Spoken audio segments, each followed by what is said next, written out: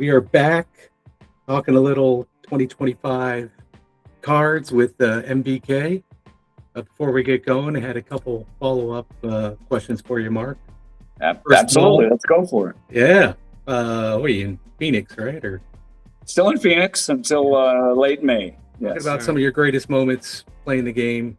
Yeah. Any other experiences you've been noodling a little bit that stick out for you? Another one of my favorites is when Dan Martin had the police jump out of their car and pull a gun on him in the parking lot of a San Diego tournament. All he was holding was a 16-ounce Coors Light, and they mistook it for a pistol. Another anecdote. But anyway, as far as big moments, I'd be very remiss if I did not tell you about the two biggest things that stand out. One is my very first tournament win. I started playing in 98. I believe I played 3 tournaments. My first year on the circuit was 99. Then all through 2000. Now, my second car was a beater, and so I would always ask to borrow my dad's car while I went to these tournaments. And he was always, very generous. Yeah, go ahead. I was going up against a Pedro Martinez card in a best 3 out of 5 semifinal against Pete Nelson. That card had 0 against lefties, 0, and maybe 10 against righty, whatever. I'm down 2-0, bottom of the 9th. I go to the bottom of the 9th. I look down and I go, well, I'm down 2-0. I go, oh, I didn't notice this. I'm getting no hit as well. Well, Pete's a legend, man. I mean, so yeah. Pete's a legend, like 3-time world champ or whatever. Yeah. So first guy gets on, Darren Erstadt, who had a fabulous card, not a great deal of power, but a fabulous card for hits this particular year. 111 diamond to 7 ties the game. Next guy up is Vladimir, and he rolls meat, hits it out, and I walk him off. So I go from down 2-0, getting no hit, to a 3-2 walk-off win. And then I beat Stan Suderman in the finals. He had bases loaded, 1 out. I think I beat him in 6 games. Bases loaded, 1 out. He's the home team. And McGuire was up. 4 on base percentage. He was a 60 on base. Yeah. So he's got bases probably loaded. had an injury on like a 7 or something. But, I know, his bases loaded, 2 out. He rolls 3-2. That's the only single on McGuire's card. It's a negative clutch. And that walked off the tournament for me. And then, of course, in 2004, my world championship, beat Pete Nelson in an absurd and crazy Game 7 of the quarterfinals. Back then, only 8 guys made the final bracket. So I beat him in the 11th inning of the 7th inning. He was the home team at Coors Field when all dimensions were 19. Singles and homers were 19. I was going to have to use cannon fodder in the bottom of the 11th. And in the top of the 11th, I had 2 outs, nobody on base. Bagwell walk, Abreu single, Vladimir 1-9 diamond, 3-run shot. So I took that 3-run lead to the bottom of the 9th, and I closed with Jeffrey Hammonds and Brad Fulmer as cannon fodders. And then I played Mick in the semis. I won the first 3. I'm up 3-0, and he won the next 3. So that went to Game 7. And I pounded a very average Greg Maddux card, like 7 runs in the first inning or something. 2004. And then I went to the finals against Big Eric Ruskowitz, and I swept him. The key blow was Wade Miller, my hitter, rolled a 4-5 on Jose Lima with the bases loaded. Bases clearing double in Game 4. So those are probably my 2 greatest strat achievements, I suppose. So I looked it up. You've got 3,635 wins. Congratulations. That's it. Thanks. It just means I've been playing a long time. To 3,551 losses. So you're above 500. Sounds like I'm like 0.502 or something. At all those games, that's over almost 7,000 games. Who's your toughest component that you faced and why? Opponent, sorry. The very first tournament opponent in Phoenix in 98 was Stan Suderman, and I was nervous like a cat on a hot tin roof. I just remembered being like numb. I was so nervous. And kind of always, whenever I played Stan, I always felt like he's got too much. He's going to beat me. Now, I probably have a 475 winning percentage against the guy, but he was a tough guy. Mick is always tough for me to beat. And then for some reason, when I play Rookie Mike online, he is going to win the series, no matter what. We play face to face.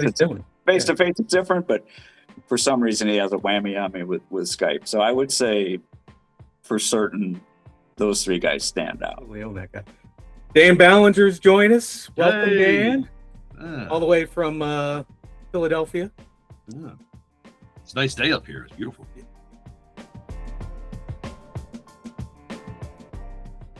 Good.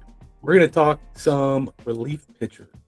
Relief We pitcher. are. It's funny. I'll start with Mark. What are some of the things you look for when you're evaluating relief pitchers, Mark? Outs. Starters, you have a little more latitude with starters. A guy who's a 22 and a 22 or whatever, you're going to give up a run or two. But early in the game, you've got plenty of ABs. You're going to come back and score runs or maybe equalize the game. With relievers, it's all about outs. I need the number one thing is low on base. I got to have a lot of outs on that card. Yeah, that's partially I'm the same way. I always like to have a high strikeout guy, especially if I know I'm weaker up the middle with defense. So if I take a gamble, and I'm probably gonna have a defensive guy backing them up late in the game anyway.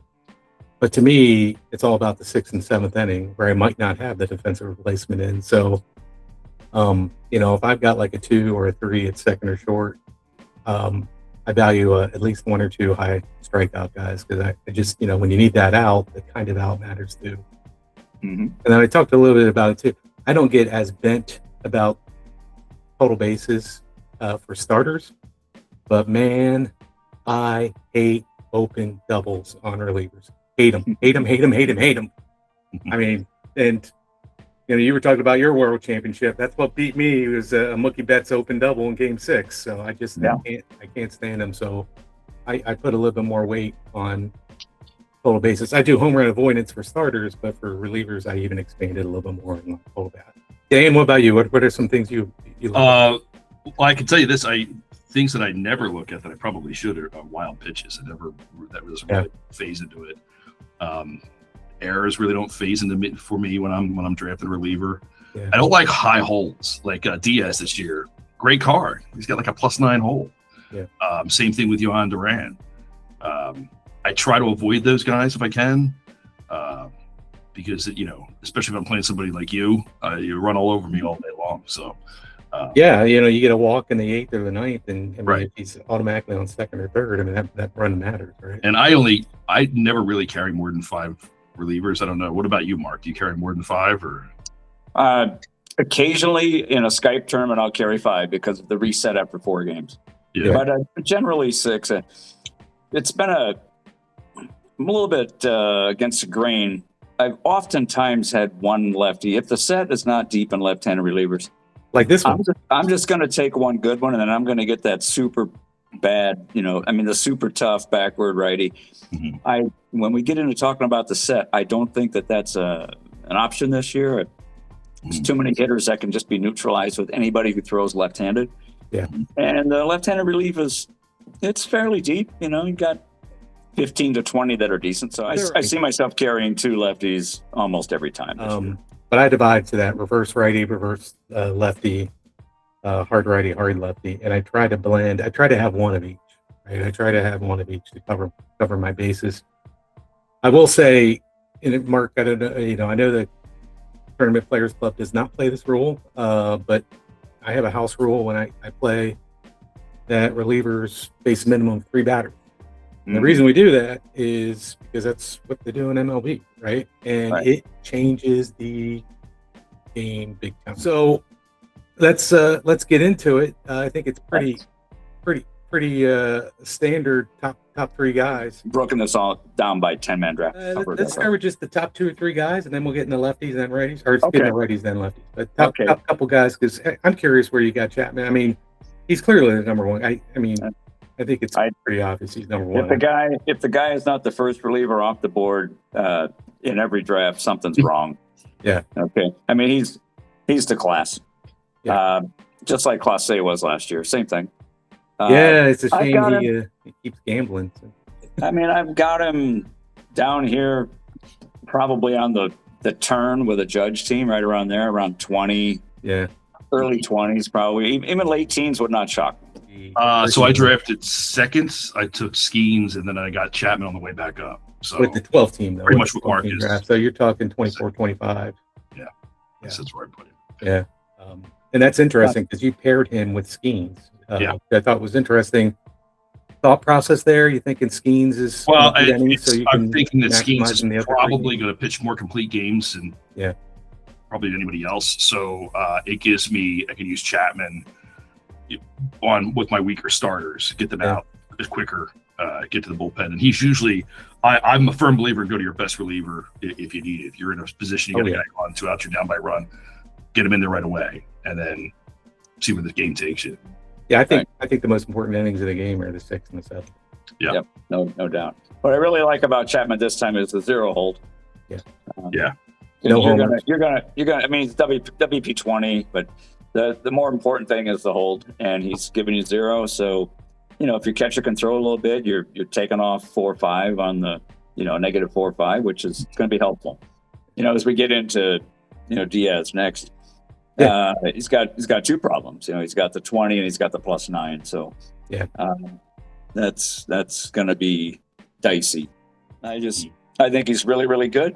He should be the second guy picked in every draft, just like Chapman is the first one picked in every draft. It's just a different set of relievers this time. We'll get into that a little later. I went back because when we talked about starters, I told you, hey, we're not going to have the depth of relief this time. Yeah. I went back before the podcast here and I looked. For me, there was a demarcation line with the quality relief last year at Tinoco. Yeah. He was like maybe 68 on the APS. So, he was the 11th. Looked it up. He was the 11th best righty. Yeah. And I believe he was a 8 and a 14 with, very little power. Yeah. Try to find that in this deck. Yeah. 22 total on base, was the 11th best guy. That does not exist this year. Well, cool. So top 2 guys, Chapman, Diaz. I mean, it's hard to argue that. Having said that, I got to think. How late do you wait on Diaz? I don't know. What do you think, Dan? 3rd round or 4th? I think tail end of the 3rd into the 4th. Yeah. I generally, unless they're like a Chapman type player, I don't take a reliever usually before the 3rd round. It's just me. It's just you got to get to getting while you can. Yeah. And I'd much rather draft a starter earlier on. Yeah. Than a reliever. Yeah, I have it. I used it at one tournament a few years ago. I think it was the Vegas tournament where I got a reliever 3rd round and a reliever 5th round. And then I waited forever for my 3rd one. And that worked out really well, actually, having a 1-2 punch out of the pen. And I think it was like the 2nd or 3rd reliever and then like 6th reliever taken or something like that. So, that's a strategy that can work. But yeah. How about you, Mark? Diaz? Where do you think he goes? Diaz, oh man, he's good. He's clearly the best righty. I don't know.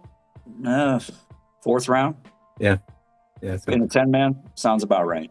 Yeah. Mm-hmm. There's a really good starting pitchers available. Yeah. And a lot of very good hitters.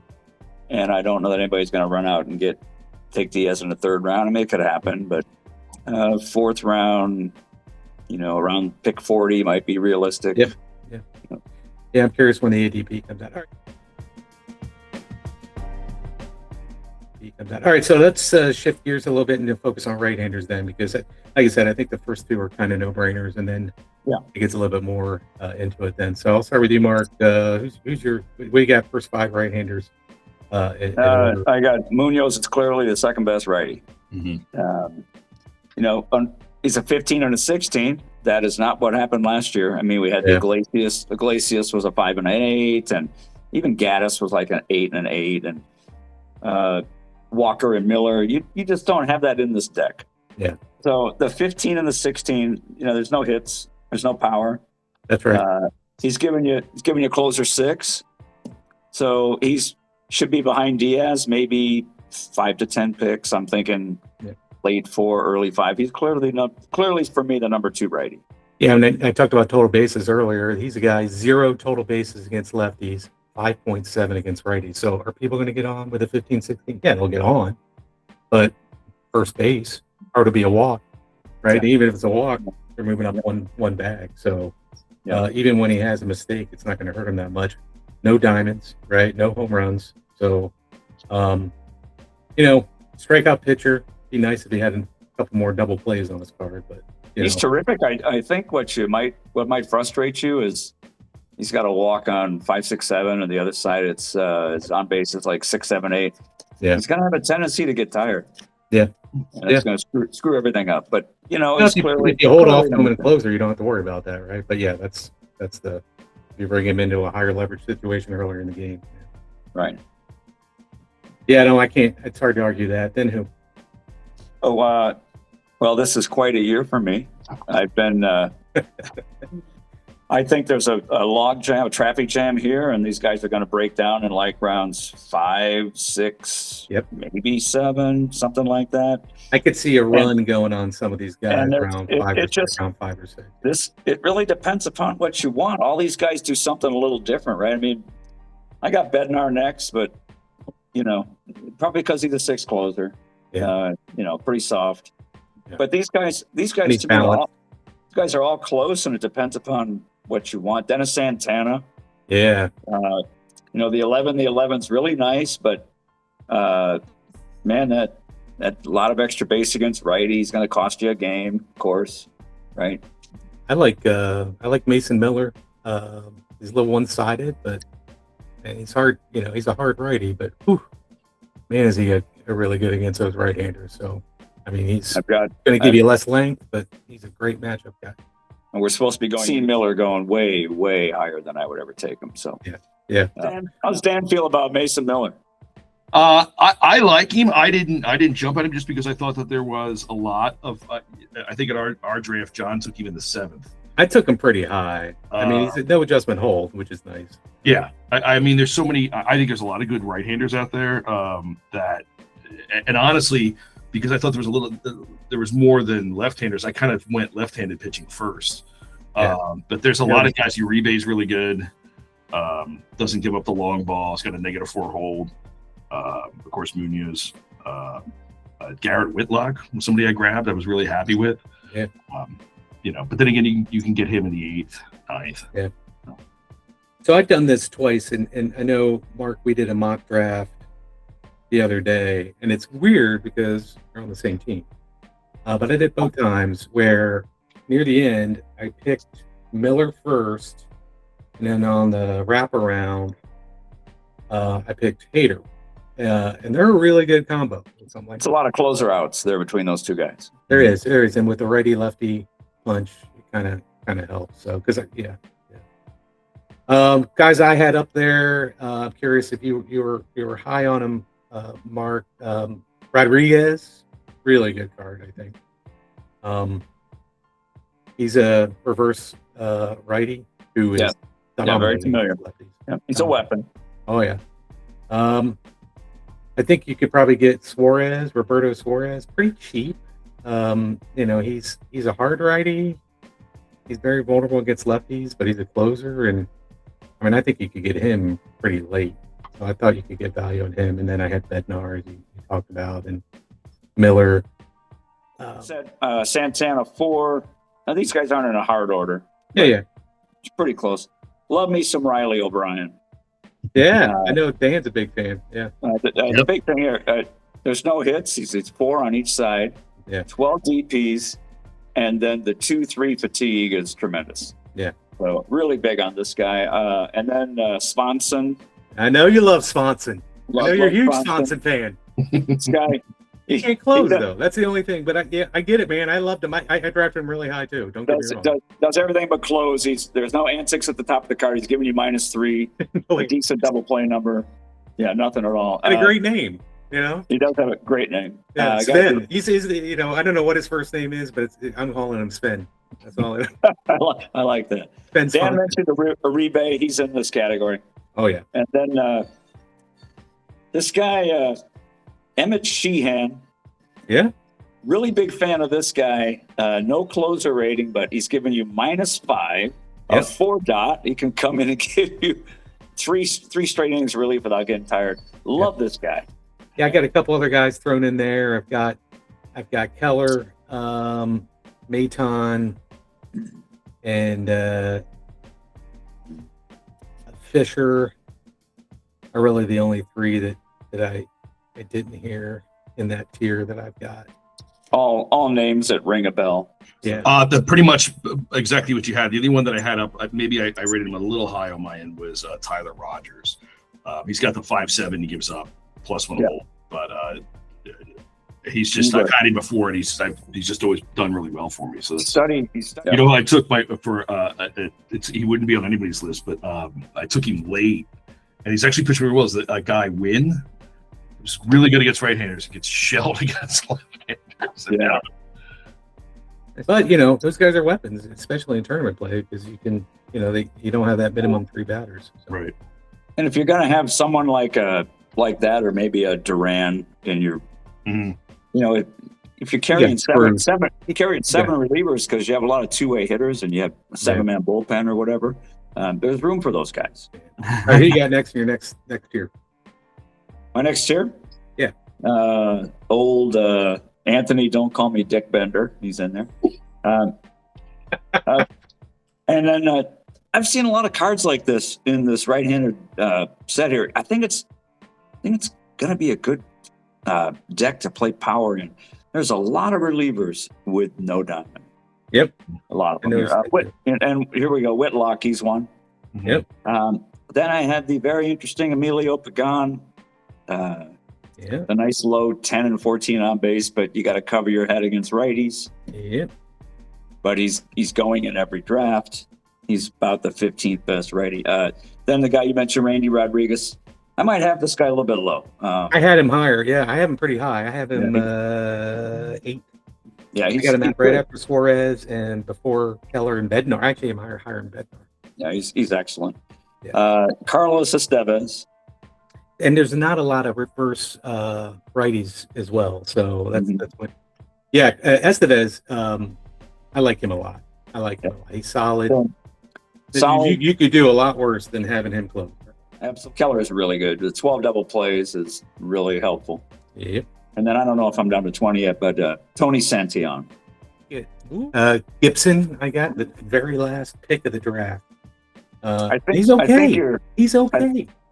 I think you're just gonna maybe have to go off of what other guys are doing in the draft. You're gonna be sitting there with maybe only Uribe, and it's like the 11th round, and other guys start taking righty relievers and go, shit, you know, I better go over there and get one or two now. Yeah, you got you got a Strata, you can get super late, Shugart. I mean, you guys can get out. There's guys out there. Yeah. Abreu, okay. Phil Maton, you know, another guy, no power, no diamond. Yeah, I have him actually pretty high, actually. And then Tyler Rogers, who Dan mentioned. Yep. Like I said, Kenley Jansen. I got him 18th round in a 12-man. So what is that? That's pretty late. I'm telling you, if you use that guy right, he's got the most dominant card against right-handers you can find. And his card against lefties, if you're in a low diamond park, isn't that bad. I mean, I think it's a 6. I don't have a card in front of me. I think he's got a 6.9 diamond, something like that. Yeah. Then he's got like a 6.5. It's like Homer 1-6 or something. I mean, it's not super high. You don't see me taking this guy. I'm fully aware of what he does. Yeah. You know who he is. But I know who he is. But and he's fun. He's a fun guy too. These kind of guys make me nervous. Now there's something that Stan Suderman used to call features. Like guy's a 7 hitter, or he can run 1-14. Yeah. Well, I use the term antics. All right, antics. Kenley Jansen has antics. You're a +9. Yeah, yeah. What balk to 16, and you will not catch it. The ground ball back to him. E24. He's making error on 10 through 15. 18th round. I got him in the 18th round. I got him a steal. Those are antics. So anyway, I got the curious case of Taylor Clark. Taylor Clark. Oh, there he is. Was not even on my radar.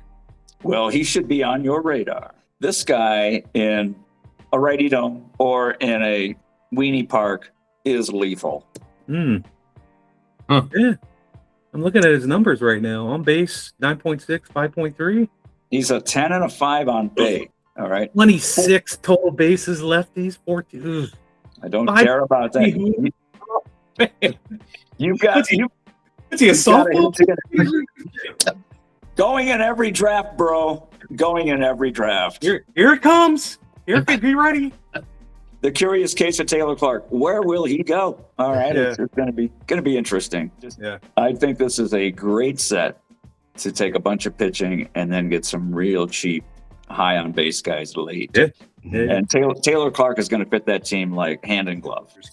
There's a couple I took that are dominant against one side, like Isaac Matson. He's dominant against one side. Doesn't, and he could, he's a guy you can use. There's that Kate Smith who he's a reverse righty. That's Next up on my stack, and he has the same card as last year exactly. yeah. So he's not terrible. Dan, I know you took Will See My Best. Will Vest, yeah. Craig not Weissert. his best year, but I'm sorry. What'd you say, Dan? Greg Weissert, is that how you say his name? Weissert, yeah. I took him. He's not great, but he's serviceable. I mean, we didn't talk Kittredge. When you talk about a reverse righty, he is very, very good against lefties. He's just very bad against righties, but he's a weapon, right? He can come in and get a couple outs for you when you need to, and you can get him super late. My next two, they're clones, so you would never have them on the same team with Duran and Adam. They do the same thing. Yep. Yeah. Adam screwed me like a couple years ago, so I'm probably too hard on him. You've been bitter ever since. Yeah, guys. Yeah. I actually, believe it or not, drafted Benintendi this time, and I swore him off like 3 years ago. I swore I would never draft Benintendi. I finally broke down because I needed a. He's an interesting anyhow. Talking about a curious case, he's got an interesting card.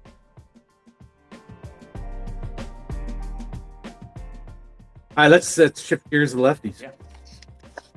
Yeah. After Chapman, I think Dan, if I recall, John, right? You went Okert first, right, Steve? Oh, I did. Can't remember. Oh no, you did more John. Yeah, more John. Which, that's the man after my own heart. Everybody could use a little more John. You could use a little more John. He is the weapon in this deck. I'm a little uncomfortable with the antics, right? The E39, the +4. Yeah. But man, I mean, he is going to mess with the Nick Kurtzes of the world, and he is definitely a weapon. So I got him number 2. I got Okert third. Yeah, I'd see you can make a case for Okert over Morjon, but they're close. Man, I love Morjon.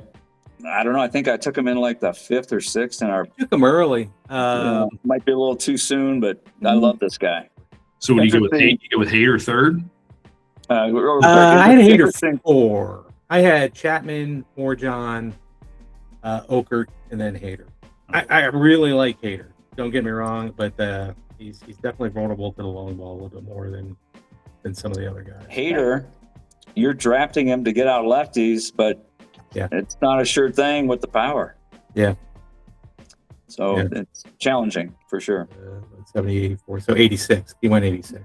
The price tag on him is probably about right. 8th or 9th, something like that round. Yeah, but that's top 4, clearly the top 4. But then it gets a little interesting. Who you got after that? It does get a little interesting. I like Gabe Spire next. That's who I have. Yeah. I like him a lot actually. He's He can do a lot of things for you. Yeah, he's just no slouch against righty. It's a lot of extra Yep. base. I mean, you're going to hit doubles, Yep. maybe a triple. That's a Mhm. little bit tough to deal with, but he's definitely a weapon. Again, we talked about the top of the deck hitters: Kurtz, Otani, Soto, Yep. Stowers. These guys, these are the better hitters in the deck. Corey Seager, right? Yeah. Corbin Carroll. And you're going to have a guy on your I team. love like me some Corbin Carroll. You're gonna put this guy, these hard lefties in the game. You're gonna feel pretty good about it. Yeah. Speaking of that, the next guy I got is I think a really, really good hard lefty, the Sousa, the trombone player or wherever he is. Yeah. Was it Ben Sousa? Whatever his first name. Yeah, is. Bennett.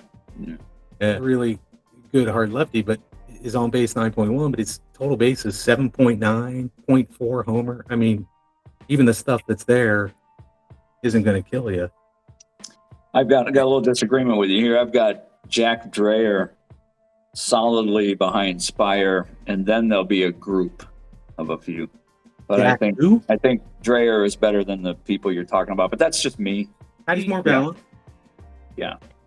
So he'll go longer for you. Yeah. So you mentioned Sousa. I think these next three guys, you put them under a hat.